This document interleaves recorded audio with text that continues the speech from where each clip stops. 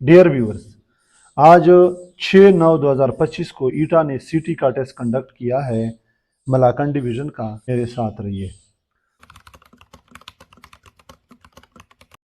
Integer are characterize into dash major types. अब जो integers है इसको हम जेड से रिप्रेजेंट करते हैं। ये होता है 0 +-1 +-2। 0 के साथ ना प्लस होता है ना माइनस। ये और जेड से इसलिए रिप्रेजेंट करते हैं, ये जेलमस स्पेलिंग आप खुद देख लीजिए। इस तरह जेलमस मैथमेटिशियन था, ये इसने इंट्रोड्यूस की थी, इसलिए जेड से इनको रिप्रेजेंट करते हैं। वैसे अगर यून को देखा जाए ई से करते हैं, आर्ट को ओ से करते हैं, तो जेड से इंटीजर्स को रिप्रेजेंट करते हैं। ये भी आपको बताता चलो, वो जेलमस मैथमेटिशियन थे इसलिए। और वो कितने करेक्टराइज है इसमें? 3 है। अगर देखा जाए ना, 0 एक कैटेगरी बन गया, +1 एक कैटेगरी है, -1 अलग कैटेगरी है। तो ये 3 तरह की कैटेगरीज इसमें है, तो इसमें ऑप्शन बी करेक्ट ऑप्शन है। अगला है the area of a square shaped garden is 961 metre. Find the cost of wooden fencing around it at the area at the rate of RS 55 पर मीटर। वो कहते हैं कि आपके पास स्क्वायर शेप में क्या है, गार्डन है, और उसका जो एरिया है 961 मीटर है, 961 मीटर। वो कहते हैं इसके साथ अगर मैं वुडन यानी लकड़ी वाला जंगला लगाना चाहूँ और 1 मीटर उसका 55 रुपये पर है, तो कितना आएगा? तो मैं हल करता हूँ। तो ये देख लें, एरिया टोटल 961 मीटर स्क्वायर है, और ये मैंने वो स्क्वायर शेप बनाया हुआ है, सारे साइड बराबर है। तो पहले इसका हम वन साइड निकालते हैं, क्योंकि पूरा एरिया तरीका इस तरह निकालते हैं। जब हमारे पास 3 डिजिट होते हैं, 4 जितने भी हो, राइट साइड से इसको आप पेयर बनाओगे। ये पेयर है, 2 वाले को पेयर बोलते हैं। पेयर का भी मतलब यही जोड़ा होता है, यानी 2 पर लाइन लगाओ, फिर आखिर में जितने बच जाए उस पर लगाना है। तो चूंकि पीछे 1 बच जाता है। अब 9 के लिए ऐसा कोई टेबल के 9 आ जाए, तो इसके जो टेबल्स है वो इस तरह है। 1 1 जार 1, 2 2 जार 2, 3 3 जार 9, 4 4 जार 16, इस तरह। 1 2 जार 2, 2 3 जार इस तरह नहीं होते। तो 3 3 जार 9 होता है, 9 से 9 0 होता है। अब ये जो 3 है, 3 के ऊपर जो चीज़ होता है तो उसको 2 से आपने ज़रब देना होता है। तो 3 को 2 से ज़रब दो, 3 दूनी 6 होता है। अब इसके साथ मतलब जिस डिजिट को मल्टीप्लाई करते हो, इधर लिखोगे भी और साथ में मल्टीप्लाई भी करोगे। तो 1 हमारे पास वो डिजिट है, अगर इसको मैं इसके साथ लिखूँ तो ये 61 आता है। तो 6 के साथ 1 लिखो और 1 से मल्टीप्लाई भी करो, ये 6 1 मल्टीप्लाई 1, 1 1 जार 1, 1 6 जार 6। तो आपके पास है ऊपर 1 और नीचे 61, ये आ गया। तो वन साइड आपके पास आ गया 31।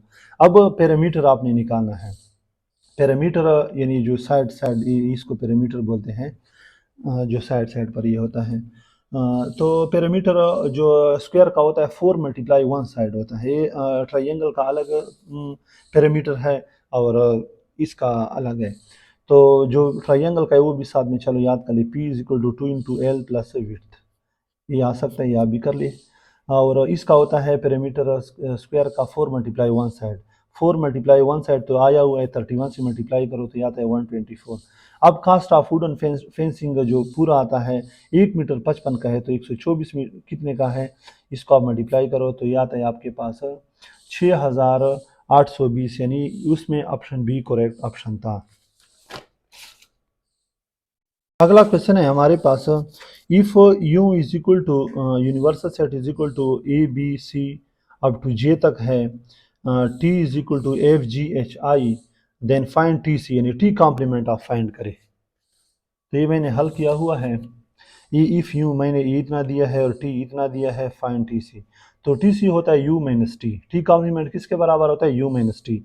ये मैंने यू का सेट लिखा है, फिर माइनस और फिर टी का सेट। तो तरीका यूँ होता है कि जो एफ इस वाले हैं, जो टी वाले हैं, वो नहीं लिखोगे, बाकी यू वाले सारे लिखने हैं। तो मैंने ये लिखे ए बी सी डी ई, और चूँकि एफ जी एच आई तो इधर है तो मैंने छोड़े हैं, और जे। तो ये आपका करेक्ट ऑप्शन है। करेक्ट ऑप्शन ऑप्शन सी इसमें बनता है। सॉरी, ऑप्शन सी नहीं, option D, A B C D E J. अगला है हमारे पास, the algebraic expression for the statement 1 2 3 added to a number is 75 more than times the number is. अच्छा, ये निहायत आसान है। Algebraic expression for a statement added to a number, मैं कहता हूँ लेट अ नंबर एक्स, उसको ये 123 ऐड करो। ऐड कर लिया। is 75 more than 4 times of a number, ये 75 के बराबर है, ठीक है। और साथ में उन्होंने क्या लिखा हुआ है, 4 times of a number, 4 times of a number इस तरह है 4x + 5, ठीक है। तो ये आपके पास इस तरह आता है, ये ऑप्शन बी 123 + x 4x + 75। ये 4x मैंने इसलिए किया, उन्होंने कहा कि 4 टाइम्स उसके बराबर है, तो इसलिए मैंने 4x + 75, ऑप्शन बी इसमें करेक्ट है। देख ले मैंने इधर भी लिखा हुआ है, let a number x according to condition. तो वो कहते हैं उस x में से 123 ऐड करो, मैंने ऐड कर दिया। फिर वो कहते हैं वो 75 के बराबर है, तो ये उसके बराबर आ गया। अगर इसको मैं छुपा लूँ, उन्होंने साथ में ये भी कहा है कि वो जो नंबर है जो आपने ये किया है, लेट लिया है यानी x, उसको 4 टाइम्स भी साथ में लिखना है, तो इसलिए मैंने 4x इसलिए ऐड किया है। अगला है हमारे पास, a ladder touches the top of a wall whose height is 12 meter. Find the length of a ladder if the distance between the foot of ladder is and wall is 5. वो कहता है ladder touch the top of a wall. ये कमरा है या एक दीवार है, उसके साथ एक ladder मैंने लगाया हुआ है।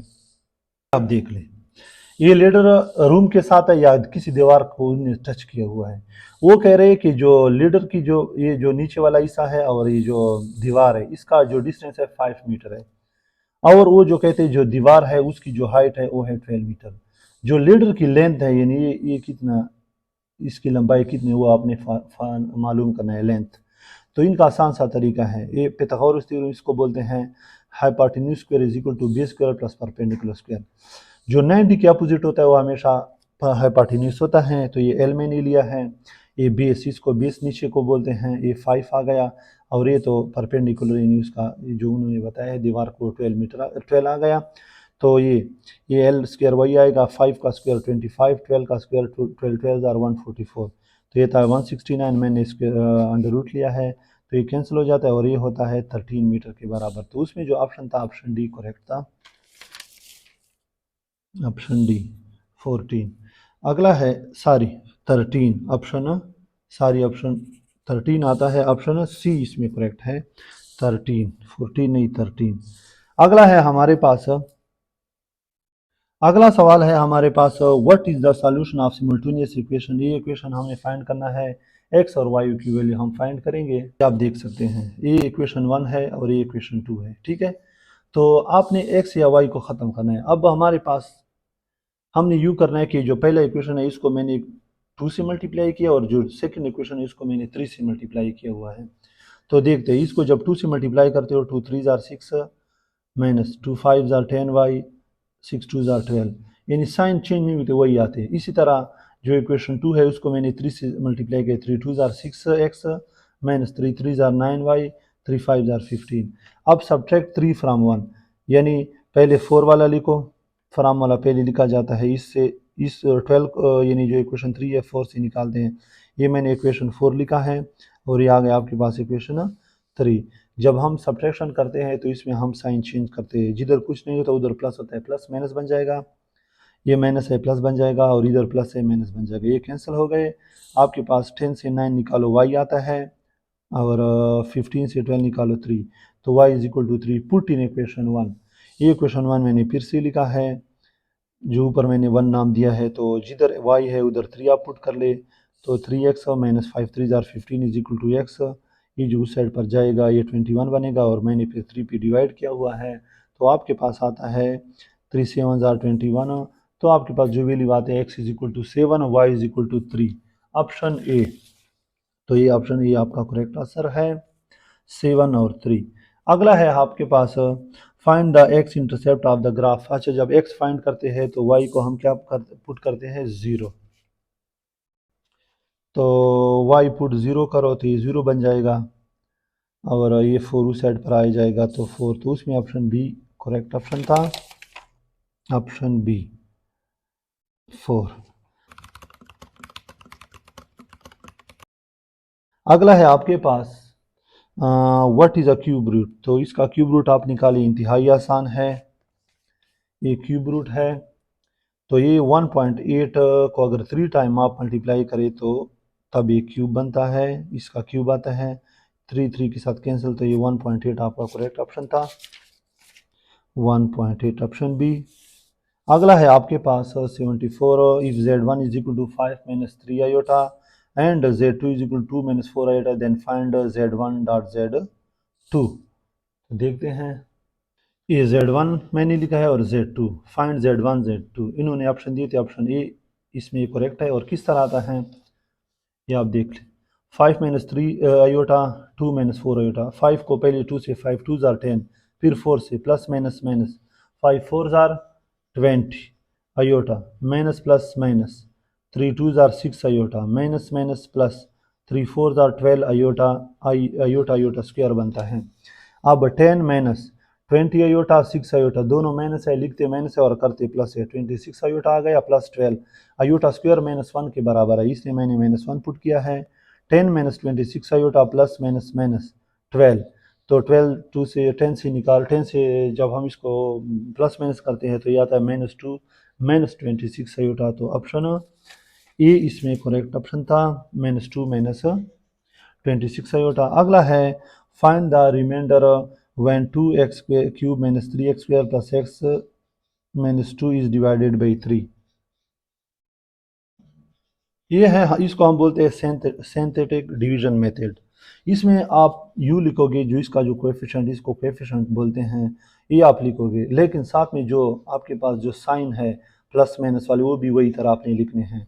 तो ये पहले 2 आ गया, माइनस 3 आ गया, फिर इधर कुछ नहीं है, उधर 1 है और ये माइनस 2। अच्छा, अब ये जो x माइनस 3 उन्होंने दिया था कि इस पे आप वो करें डिवाइड करें, तो x माइनस 3 0 के बराबर लेते हैं, माइनस 3 जब उस साइड पर जाएगा 3 बनेगा, तो इधर आपने 3 लिखना है। 3 जब लिख लिया तो ये जो पहला होता है 2 वही 2 आता है, या 3 वो जो भी चीज़ हो वही आता है। अगला स्टेप क्या करते हैं, 3 को 2 से मल्टीप्लाई करो, 3 2 जार 6 इधर लिखोगे तो 6 3 जब आपस में माइनस करते हैं तो 3 आता है, फिर 3 3 जार 9 9 इधर लिखो 1 9 10, इधर माइनस था इसलिए हमने माइनस किया, माइनस प्लस माइनस, इधर प्लस है 10 आ गया। अच्छा, फिर क्या करते हैं, 3 10 आर 30, 30 से 2 निकालो 28, तो ये आपका रिमाइंडर क्या है 28, और इसमें ऑप्शन डी करेक्ट है। अगला है age of father is 13 times of his son, it will be only 5 times after 4 years, what is the present age of father. Age of father is 13 times, यानी अब्बू जो है अपने बेटे से 5 साल गुना बड़ा है, सॉरी 13 गुना बड़ा है। It will be only 5 times after 4 years। अब देखते हैं ये किस तरह हल करते हैं। ये मैंने लिखा हुआ है, अगर एज ऑफ फादर है एक्स, लेट सन एज है वाई, तो मैंने यूँ लिखा है x is equal to Y.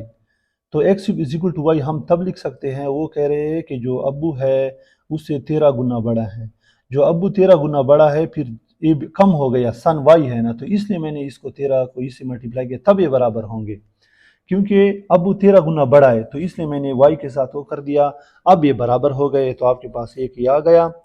उन्होंने अगला फिर कहा है आफ्टर 4 years, जब 4 years बाद, यानी दोनों को, इसको भी प्लस करोगे और फादर को भी मैंने 4 प्लस कर दिया और सन को, क्योंकि उन्होंने कहा 4 साल बाद, 4 साल बाद का मतलब ये होता है।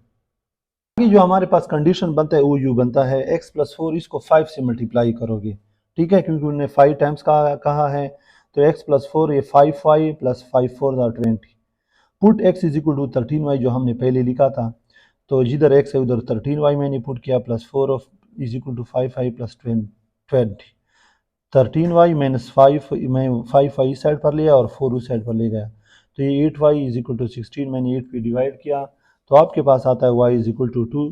तो फजर एज मैंने क्या लिया था y, और सन का जो था वो 13y, अब 13 जिधर y है उधर आप पुट करें, तो ये आपके पास आ गया 26 ईयर्स। तो ऑप्शन डी इसमें करेक्ट ऑप्शन है। अगला है a segment has an one end point at 15 22 and a midpoint 5 18, what are the coordinates of other point। देख ले, ये कोई लाइन है, ये इसका स्टार्टिंग पॉइंट है, ये मिड पॉइंट और ये एंडिंग पॉइंट है। स्टार्टिंग पॉइंट उसने दिया है, मिड दिया है, और ये आपने फाइंड करना है। तो इसका formula mid point is equal to x1 plus x2 by 2 y1 plus y2 by 2, putting values, इसको x1 बोलते इसको y1 बोलते, जिधर x1 और y1 है वो पुट करे, मैंने पुट किया हुआ है इधर भी और इधर भी। तो एक को इसके बराबर लेते 5 के बराबर, और एक को किसके बराबर लेते हैं 18 के बराबर, ये मैंने अलग अलग लिखे। तो अब क्या करते हैं, 2 को 5 से मल्टीप्लाई करो बाई क्रॉस मल्टीप्लिकेशन, 5 2 ज़ार 10, ये 15x प्लस x2, ये 15 इस साइड पर आएगा, -15 बनेगा और फिर निकालो -5 आता है। इसी तरह 2 को 18 से मल्टीप्लाई करो 36 आता है। 22 को इस साइड पर ले आओ तो ये आप जब माइनस कर लोगे तो आता है 14। तो y2 आपके पास ही आ गया। ऑप्शन ए इसमें करेक्ट था, -5 एंड 14। तो ये करेक्ट ऑप्शन है।